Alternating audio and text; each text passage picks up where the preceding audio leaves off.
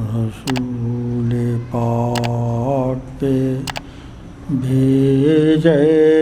خدا درود و سلام، علی و فاطمہ حسن و حسین پر بھی مدام۔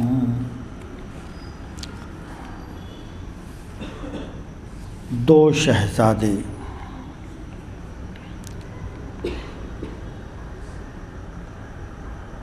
نبی کے نور عین،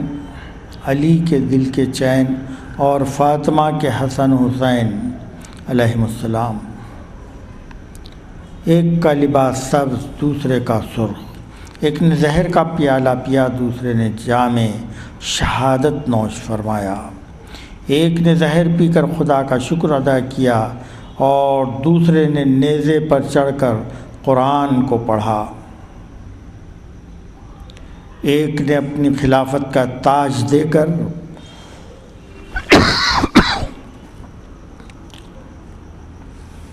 اسلام کو فتنہ و فساد سے بچایا، اور دوسرے نے اپنا سب کچھ قربان کر کے اسلام کی آبرو بچا لی۔ نہ اس کی مثال ہے نہ اس کی نظیر۔ سچ تو یہ ہے کہ اگر حضرت سیدنا امام حسن علیہ السلام دین و شریعت کی پابندی اور اہل بیت اطہار کی عزت شرط پر اپنی خلافت کا تاج سخاوت کے طور پر حضرت امیر معاویہ رضی اللہ تعالیٰ عنہ کے سر پر نہ رکھتے، اور اگر حضرت امام حسین علیہ السلام کربلا کے میدان میں اپنے بال بچوں کی قربانی دے کر اور علی اکبر کی جوانی اور علی اصغر کی معصومیت راہ حق میں لٹا کر خود بھی نیزے پر نہ چڑھتے، تو آج نہ کعبے کا طواف ہوتا، نہ مسجدوں میں اذان ہوتی، اور نہ مصلوں پر نماز، نہ ممبروں پر قرآن پڑھا جاتا۔ ترمذی شریف کی حدیث شریف ہے۔ سیدنا علی کرم اللہ وجہ فرماتے ہیں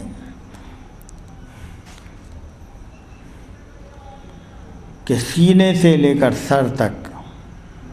حسن نبی علیہ السلام کے مشابہ تھے، اور حسین سینے سے لے کر پاؤں تک رسول کریم صلی اللہ علیہ وسلم کے مشابہ تھے۔ گویا دونوں کو کھڑا کرو تو مکمل شبیہ مصطفیٰ بنتی تھی۔ یہی وجہ تھی کہ صحابہ کرام کا جب دل چاہتا دونوں شہزادوں کو کھڑا کر کے نظارہ مصطفیٰ کر لیتے۔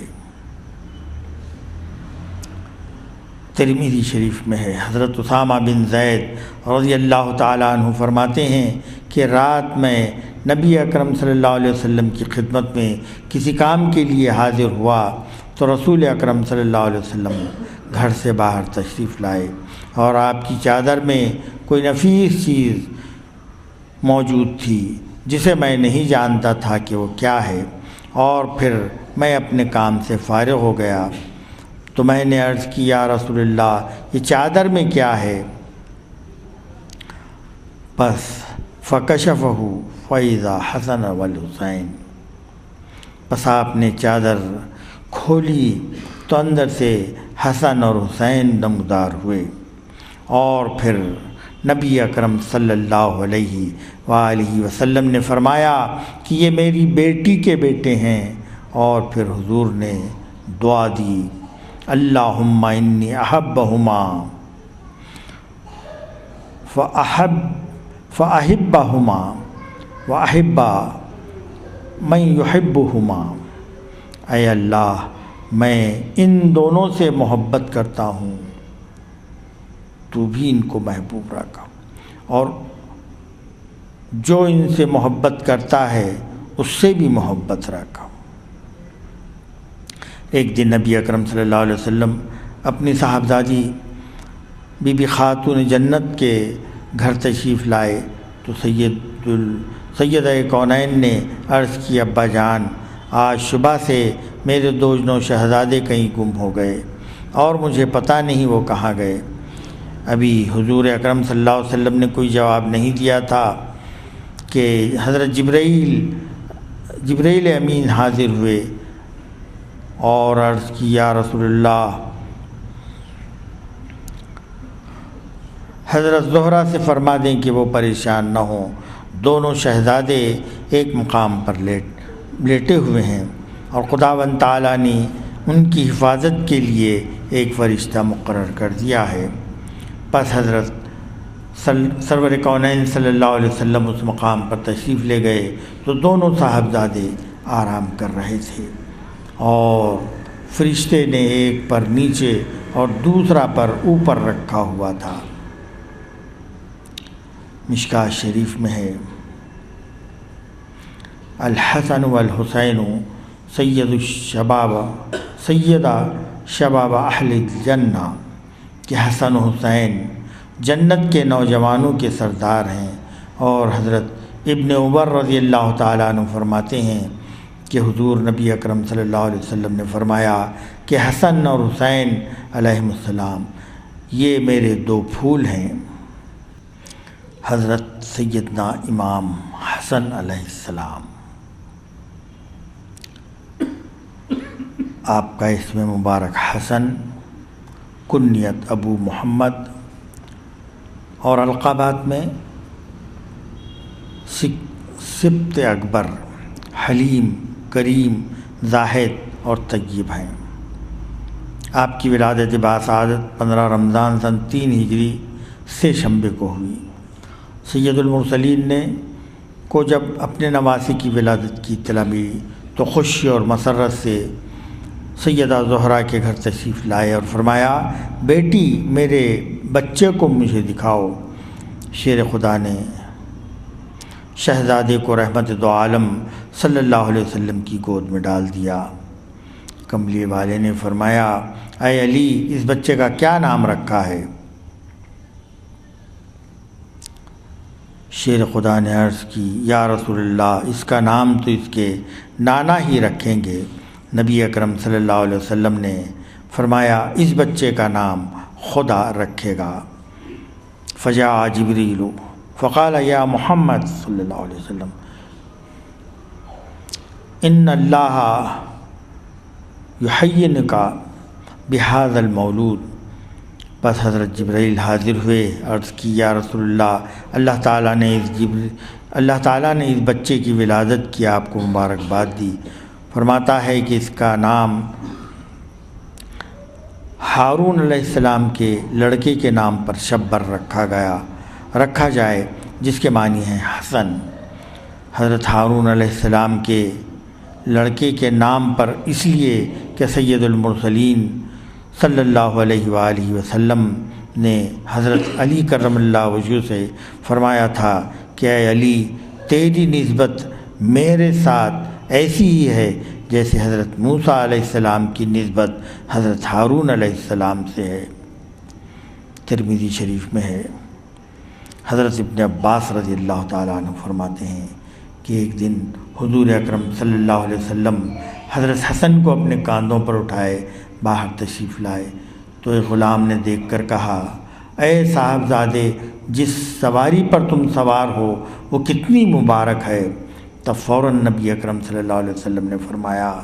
سوار بھی تو کتنا اچھا ہے۔ ترمذی شریف میں ہے حضرت ابی بکر رضی اللہ تعالیٰ عنہ فرماتے ہیں حضور اکرم صلی اللہ علیہ وسلم ایک دن ممبر پر کھڑے ہوئے، حضرت حسن کو پاس کھڑا کر کے فرمایا کہ یہ میرا بیٹا حسن سید ہے، سردار ہے جس کے ہاتھوں اللہ تعالیٰ مسلمانوں کی 2 جماعتوں کے درمیان صلح کرا دے گا۔ چنانچہ امام المتقین سیدنا علی کرم اللہ وجہہ کی شہادت کے بعد جب آپ مسلمانوں کے اتفاق رائے سے خلیفہ قرار دیے گئے تو اہل کوفہ نے آپ کے دست حق پرست پر بیعت کی، لیکن ساتھ اس وقت کے کچھ دشمنان اہل بیت نے اطرت رسول کے متعلق شرمناک اور توہین آمیز روش اختیار کر لی۔ چنانچہ حالات ایسے پیدا ہو گئے کہ قریب تھا کہ مسلمانوں کے دو گروہوں کے درمیان ایسی خطرناک جنگ چھڑ جائے جس سے نہ صرف یہ کہ مسلمانوں کا قتل عام ہو بلکہ اسلام کی بنیادوں کو بھی نقصان پہنچ جائے۔ چنانچہ انہی خطرناک حالات کے پیش نظر سیدنا امام حسن علیہ السلام نے 6 ماہ اور چند دن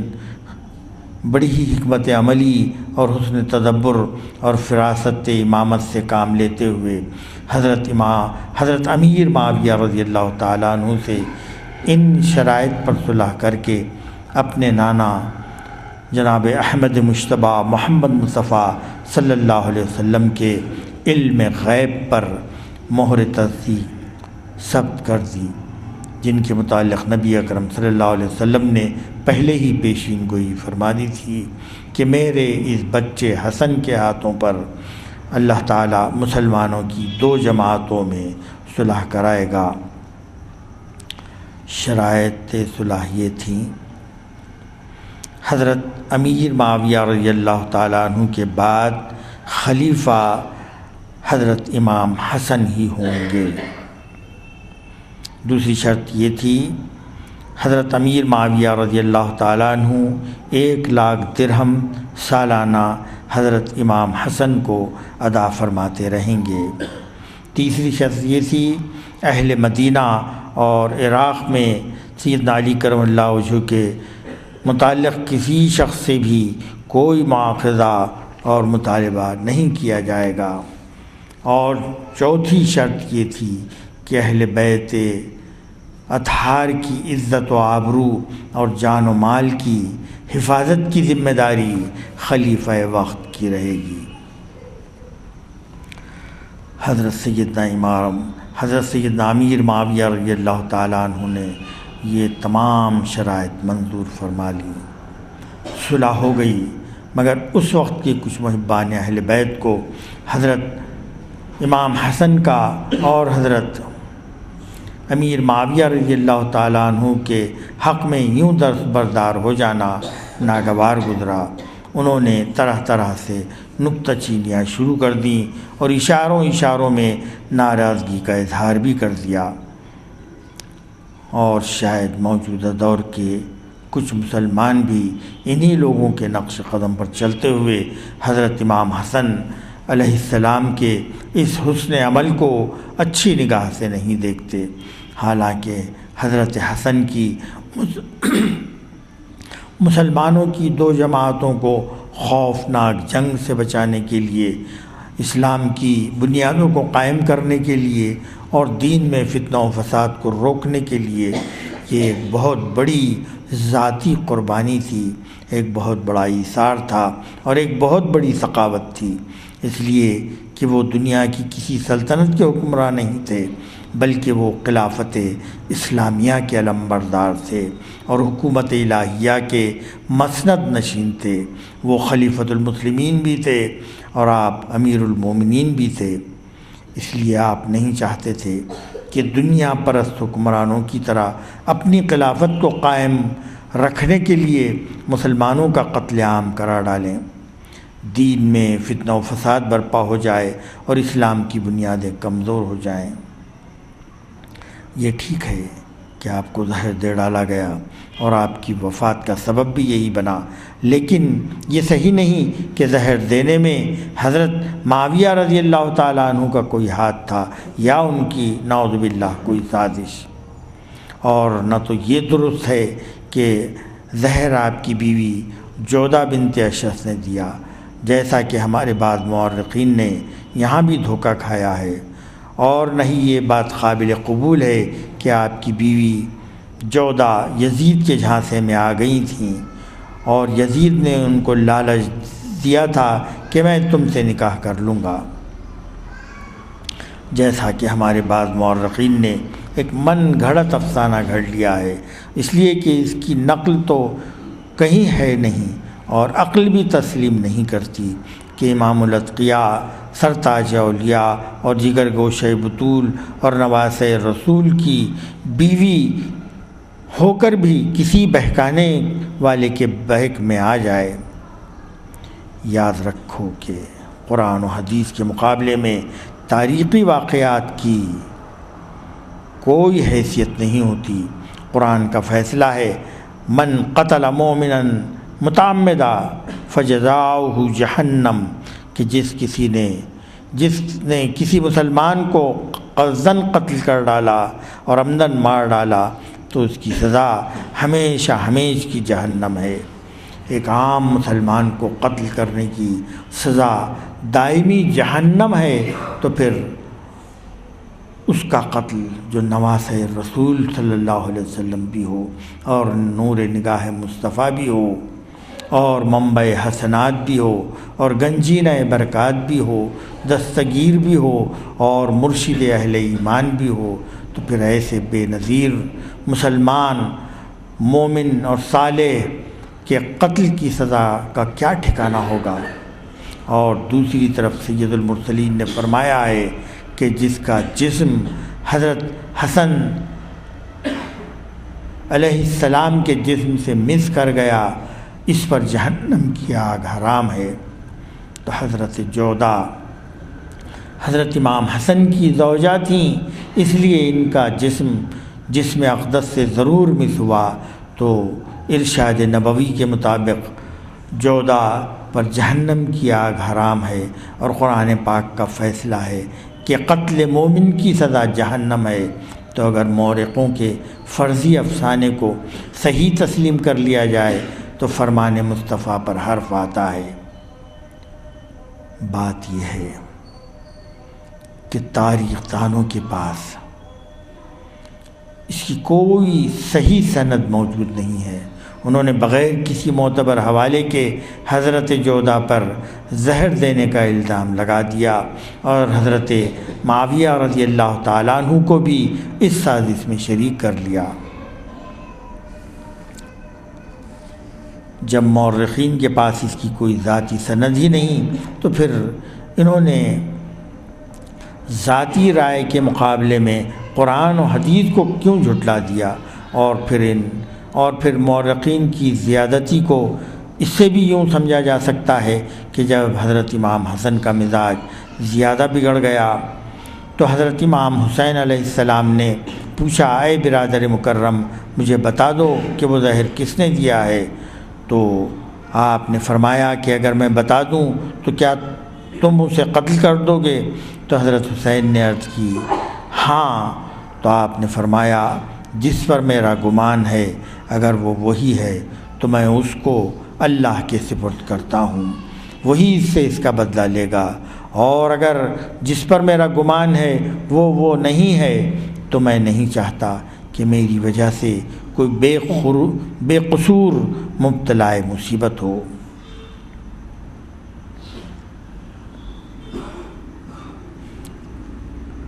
جن کے ساتھ یہ واقعہ پیش آیا جب انہوں نے خود اپنے قاتل کا نام نہیں بتایا، تو پھر 1300 سال کے بعد کسی کو کیا حق پہنچتا ہے کہ ان کی بیوی پر الزام لگائے؟ اس حقیقت کے پیش نظر میں مورخین سے پوچھتا ہوں کہ اس تاریخی افسانے کی بنا پر اگر حضرت جودہ واقعی اس فعل مضمون کی ذمہ دار ہیں تو کیا حضرت امام حسین یا امامین کے صاحبزادوں کو جودہ کی زہر خورانی کا کوئی ثبوت ملا؟ اور اگر ملا تو کیا انہوں نے شرعی حد لگائی یا قصاص کا مطالبہ کیا یا انہیں اور کوئی سزا دی گئی؟ اگر ان میں سے کوئی بھی چیز ثابت ہوتی ہے تو پیش کرو، نہیں تو اپنی زبانوں کو جودہ کی برائی سے بچائے رکھو۔ الغرض زہر کے اثر سے آپ کو اجابتیں شروع ہو گئیں اور جگر کے ٹکڑے کٹ کٹ کر گرنے لگے۔ ایک روایت میں ہے کہ جگر کے 70 ٹکڑے گرے، بے تابی و بے قراری بڑھتی گئی اور طبیعت بگڑتی گئی، پیشانی پر آثار حزن و منال ظاہر ہوئے۔ تو حضرت حسین نے پوچھا، بھائی جان آپ اتنے بے قرار کیوں ہیں؟ تو فرمایا، اس وقت میری آنکھوں کے سامنے کربلا کا میدان ہے، وہاں کی ہولناک منظر ہیں، تمہارے جسم پر تیروں کی بارش ہوتی دیکھ رہا ہوں، علی اکبر کے بدن کے ٹکڑے ہوا میں اڑتے نظر آ رہے ہیں، علی اصغر کے حلق پر تیر پیوستہ ہوتے دیکھ رہا ہوں، اور بہن زینب کے خیمے جلتے ہوئے مجھے نظر آ رہے ہیں۔ اے میرے پیارے حسین، میدان کربلا میں ثابت قدم رہنا اور اپنے نانا کی شریعت کے دامن کو داغدار نہ ہونے دینا۔ حضرت شبیر نے عرض کی، بھائی جان فکر نہ کریں، ایسا ہی ہوگا۔ پھر کچھ دیر بعد امام حسین نے پوچھا، اب کیا حال ہے؟ فرمایا، اب میرا وقت بالکل قریب ہے، وہ دیکھو نانا جان اور والد ماجد اور والدہ ماجدہ مجھے بلا رہے ہیں، دیکھو یہ میرا لخت جگر قاسم ہے، اس کا ہاتھ تھام لو، اسے اپنے پاس رکھنا۔ اور سنو، ایک دن میں نے بھی ام المومنین بی بی عائشہ صدیقہ سے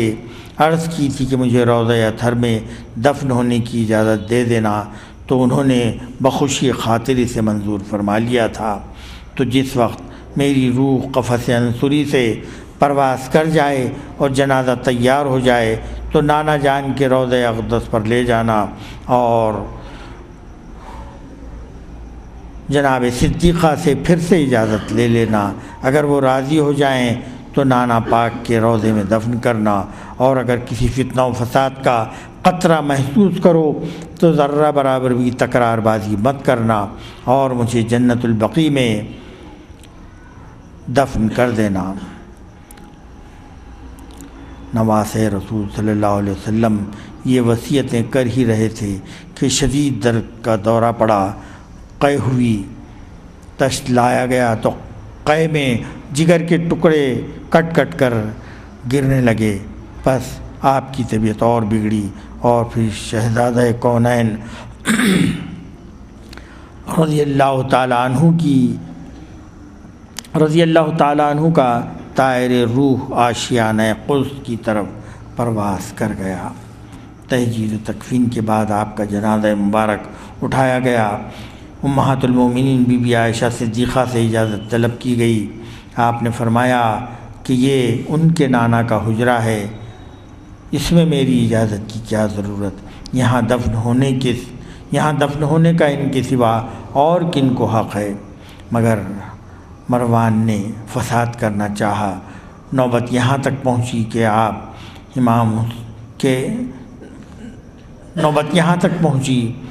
کہ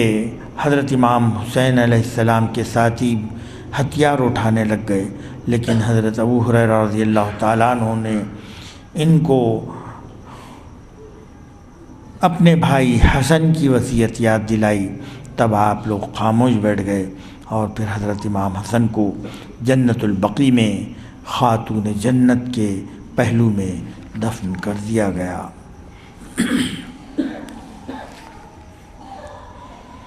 حضرت سیدنا امام حسین علیہ السلام شاہ ہست حسین، بادشاہ ہست حسین، دین ہست حسین، دین پناہ ہست حسین، سرداد نداد دست در دست یزید، حقا کے بنائے لا الہ ہست حسین۔ آپ کا نام پاک حسین، کنیت ابو محمد اور لقب ذکی، شہید اکبر، طیب، سبت اور تابع للمرضات اللہ اور دلیل علی ذات اللہ ہے۔ ابن ماجہ شریف میں ہے۔ حضرت ام الفضل رضی اللہ تعالیٰ عنہ فرماتی ہیں کہ میں حضور اکرم صلی اللہ علیہ وسلم کی خدمت میں حاضر ہوئی اور عرض کیا، یا رسول اللہ، آج رات میں نے ایک بڑا بھیانک اور خوفناک خواب دیکھا ہے۔ نبی اکرم صلی اللہ علیہ وسلم نے فرمایا کہ بیان کرو۔ میں نے عرض کی، یا نبی اللہ، وہ تو بڑا ہی ڈراؤنا اور بڑا ہی بھیانک ہے۔ نبی اکرم صلی اللہ علیہ وسلم نے فرمایا، بول بھی ڈالو۔ تو ام الفضل نے عرض کی، میں نے دیکھا ہے کہ آپ کے جسم مبارک سے ایک ٹکڑا کاٹ کر میری گود میں رکھ دیا گیا ہے۔ تب نبی اکرم صلی اللہ علیہ وسلم نے فرمایا کہ تو نے تو بڑا ہی مبارک خواب دیکھا ہے۔ انشاءاللہ تعالی میری بیٹی فاطمہ کے گھر ایک لڑکا پیدا ہوگا۔ اور پھر ام الفضل فرماتی ہیں کہ واقعی سیدہ فاطمہ کے گھر حضرت حسین علیہ السلام پیدا ہوئے اور وہ میری آغوش میں ڈال دیے گئے۔ پھر نبی اکرم صلی اللہ علیہ وسلم نے فرمایا کہ میرے پاس جبرائیل امین آئے اور مجھے خبر دی کہ عنقریب میری ہی امت اس میرے بچے کو شہید کر ڈالے گی۔ ام الفضل فرماتی ہیں کہ میں نے عرض کی یا رسول اللہ اس بچے کو؟ تو حضور نے فرمایا ہاں اسی بچے کو۔ جبرائیل نے مقام شہادت کی سرخ مٹی بھی مجھے لا کر دی آپ کی ولادت باسعادت پر۔ جبرائیل اللہ تعالیٰ کی طرف سے مبارکباد بھی لائے اور ساتھ ہی تعزیت بھی فرمائی۔ اس وقت سید المرسلین حضرت امام حسین علیہ السلام کے گلے کو چوم رہے تھے۔ حضرت جبرائیل علیہ السلام نے آپ دیدہ ہو کر عرض کیا اے محبوب خدا، آپ جس گلے کو بڑی محبت سے چوم رہے ہیں اس گلے پر خنجر چلائے جائیں گے اور آپ کا یہ بچہ اللہ کی راہ میں شہید کر ڈالا جائے گا، اور یہ کہ اس جگہ کی مٹی سرخ ہے۔ سیدہ زہرا نے اپنے باپ کو اپنے بیٹے کا گلا چومتے ہوئے دیکھا تو عرض کی ابا جان، لوگ تو اپنے بیٹوں کا منہ چومتے ہیں، پیشانی چومتے ہیں، سر کو بوسہ دیتے ہیں، اور آپ میرے بیٹے حسین کا گلا کیوں چوم رہے ہو؟ تو سید المرسلین نے فرمایا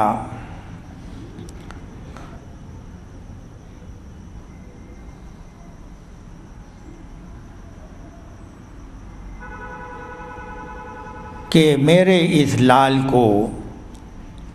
شہید کر ڈالا جائے گا اور اس کے گلے پر جہاں میں بوسہ دے رہا ہوں خنجر چلائے جائیں گے۔ جناب سیدہ نے عرض کیا ابا جان، کیا اس وقت آپ بھی نہ ہوں گے؟ کیا میں بھی نہ ہوں گی؟ کیا علی بھی نہ ہوں گے؟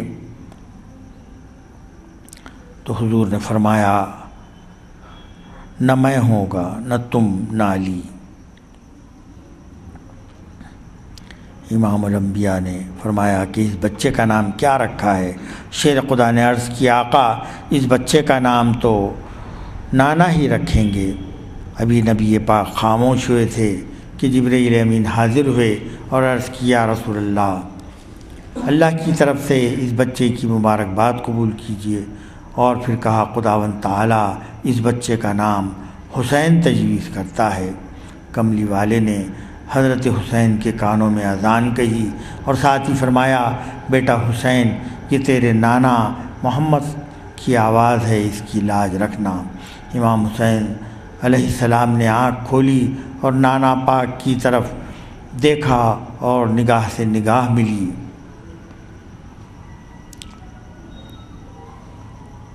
جب تک دنیا قائم رہے گی نام حسین زندہ رہے گا، اس لیے نہیں کہ وہ نواسہ رسول ہے، اس لیے ہی نہیں کہ وہ جگر گوشہ بطول ہے، صرف اس لیے ہی نہیں کہ وہ نور نگاہ علی ہے۔ وہ نواسہ رسول ہونا بہت بڑی سعادت ہے، جگر گوشہ بطول ہونا بہت بڑی عزت ہے،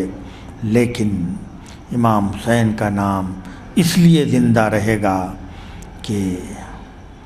آپ نے اپنی جان اسلام پر قربان کر دی، آپ نے اپنا آخری سجدہ اپنے خداوند تعالیٰ کی بارگاہ میں رکھ کر ادا کیا۔ خدا کو ناز ہے، اور ہو بھی کیوں نہ، سجدہ فرش والے بھی کرتے ہیں، عرش والے بھی کرتے ہیں، زمین والے بھی کرتے ہیں، اور آسمان والے بھی، جنت کی حوریں بھی کرتی ہیں، اور بہشتی غلمان بھی، زمین سے لے کر آسمان تک اور فرش سے لے کر عرش تک کائنات کا ذرہ ذرہ خداوند تعالیٰ کی حمد و ثنا اور تسبیح و تہلیل میں ہر وقت مشغول ہے، مگر عرش عظیم کے سائے میں سجدہ کرنا آسان ہے، جنت کی فضاؤں میں حمد و ثنا کرنا کچھ مشکل نہیں، مسجد کے حجرے میں اللہ اللہ کرنا آسان ہے، لیکن جوان بیٹے کی لاش پر گھوڑے دوڑتے دیکھ کر، مظلوم اصغر کے حلق پر تیر پیوست ہوتا دیکھ کر، عباس کے بازو قلم ہوتے دیکھ کر، اون محمد کی لاشیں تڑپتی دیکھ کر، اور پھر خود اپنے جسم پر سینکڑوں زخم کھانے کے بعد کربلا کی تپتی ہوئی ریت پر بارگاہ خداوندی میں سجدہ کرنا، یہ صرف حضرت سیدنا امام حسین علیہ السلام ہی کا حصہ ہے۔ اس دنیا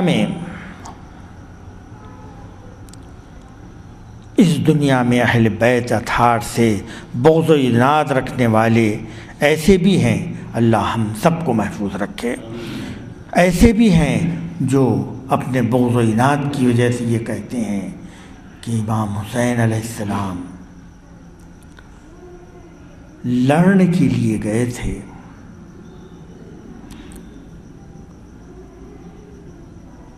لڑائی کے ذریعے اپنی خلافت منوانے کے لیے گئے تھے، مگر اے اطرت پیغمبر سے تعصب رکھنے والوں، اے امام حسین کو یزید کی حکومت کا باغی کہنے والے یزیدیوں، اپنی آنکھوں سے ذرا تعصب کے پردے اٹھا کر دیکھو، اپنے دلوں سے بغض و عناد کے غبار کو مٹا کر دیکھو، اپنی عقل و ہوش پر سے خارجیت کی پٹیاں اتار کر سمجھنے کی کوشش کرو، اور اپنے دماغی شعور سے دشمنی امام حسین کی مٹی کو ذرا ہٹا کر دیکھو۔ اگر لڑنے کے لیے نہ جاتے تو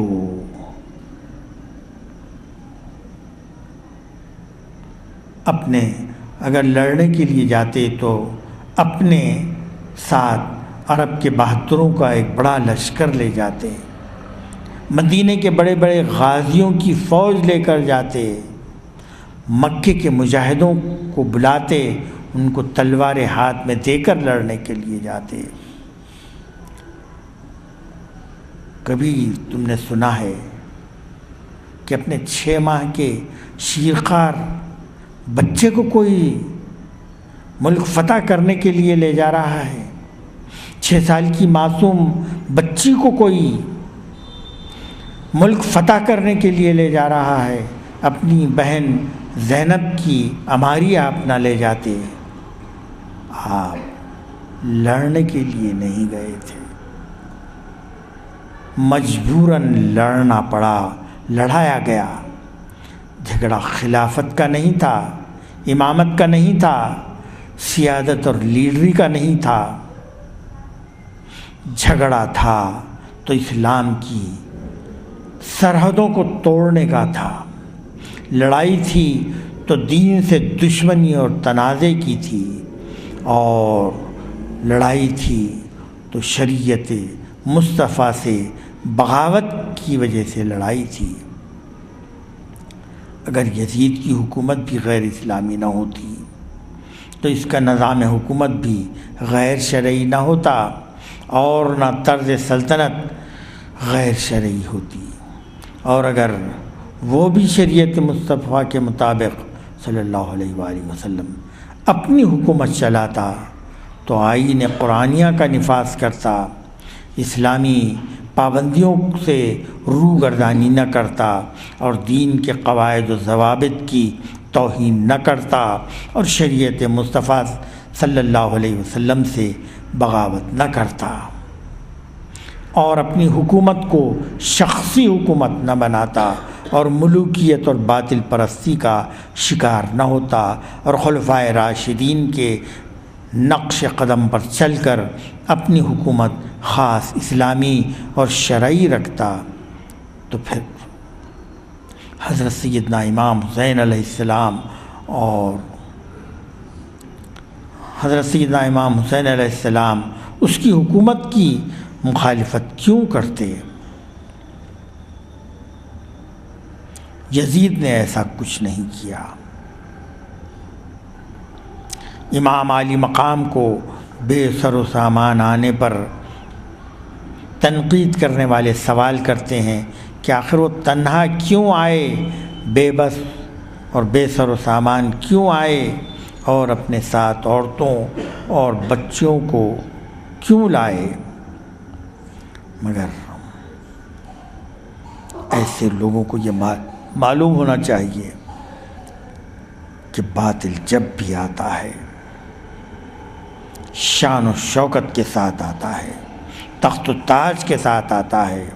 باطل جب بھی آتا ہے جاہ و جلال کے ساتھ آتا ہے، ساز و سامان کے ساتھ آتا ہے۔ ادھر حق جب بھی آیا بے سہارا تھا، بے وسیلہ تھا، بے ساز و سامان تھا۔ حق جب بھی آیا تنہا آیا۔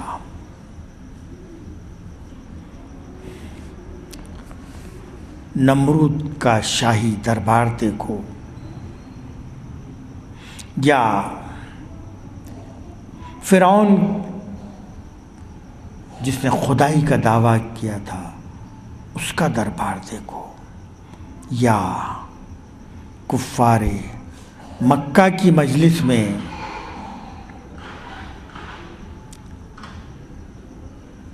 بڑے بڑے سورماؤں کو دیکھو، ان کے مقابلے میں یا تو ابراہیم علیہ السلام ہیں، یا موسیٰ علیہ السلام ہیں، یا عبداللہ کے فرزند جناب احمد مجتبیٰ محمد مصطفیٰ صلی اللہ علیہ وسلم ہیں، یا ادھر یزید کے مقابلے میں بی بی فاطمۃ الزہرا کا لخت جگر ہے۔